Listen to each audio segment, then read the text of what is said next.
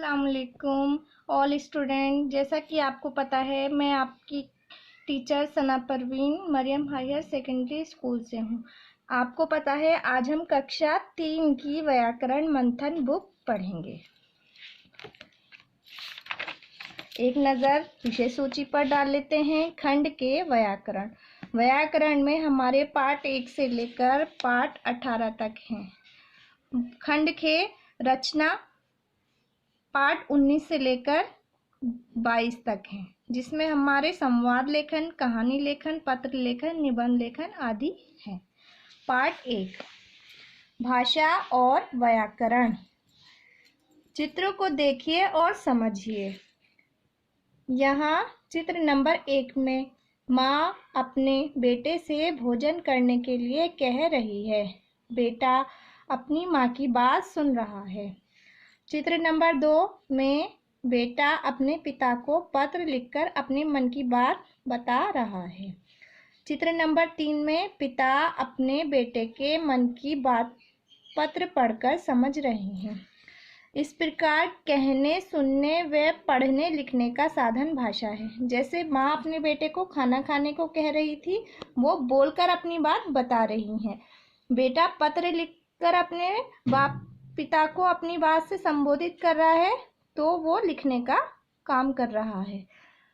पिता अपने बेटे का पत्र पढ़ रहे हैं, तो वो पढ़कर उसकी बात समझने की कोशिश कर रहे हैं। जिस साधन से हम अपने विचारों या बातों को दूसरे के सामने प्रकट करते हैं, उसे भाषा कहते हैं। हमारे देश में हिंदी, अंग्रेजी, पंजाबी, तमिल, मराठी, गुजराती, उड़िया आदि विभिन्न भाषाएं बोली जाती हैं। हमारे देश की राष्ट्रभाषा हिंदी है। अंग्रेजी को अंतर्राष्ट्रीय भाषा का स्थान प्राप्त है। भाषा के प्रकार। भाषा के 2 प्रकार हैं। नंबर 1 मौखिक भाषा, नंबर 2 लिखित भाषा। मौखिक भाषा जो भाषा मुख से बोली और कानों से सुनी जाती है। मुख मतलब मुंह से बोली और कानों से सुनी जाती है, उसे मौखिक भाषा कहते हैं। उदाहरण के तौर पर भाषण देना, बात करना, गाना गाना मौखिक भाषा के उदाहरण हैं। जैसे किसी सभा में भाषण दिया जाता है, हम किसी से बात करते हैं, जैसे गायिका या गायक लोग जो है गाना गाते हैं, वो सब मौखिक भाषा के उदाहरण हैं। लिखित भाषा जब हम लिखकर अपने विचार प्रकट करते हैं, तो उसे लिखित भाषा कहते हैं। पत्र, समाचार पत्र, पुस्तकें लिखित भाषा के उदाहरण हैं।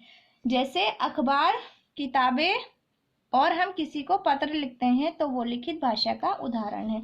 मतलब अगर हम किसी को कोई बात लिखकर समझाते हैं, तो वो लिखित भाषा का उदाहरण कहलाएगी। बोली भाषा के क्षेत्रीय रूप को बोली कहते हैं।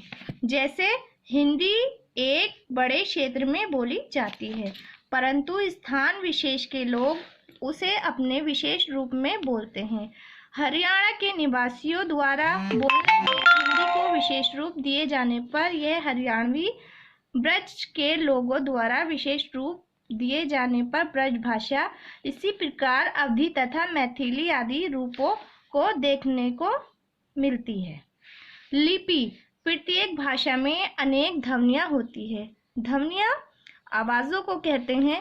उन ध्वनियों को लिखित रूप देने के लिए कुछ चिन्ह निर्धारित कर दिए जाते हैं। उन ध्वनि चिन्हों को लिपि कहते हैं। Understand all student?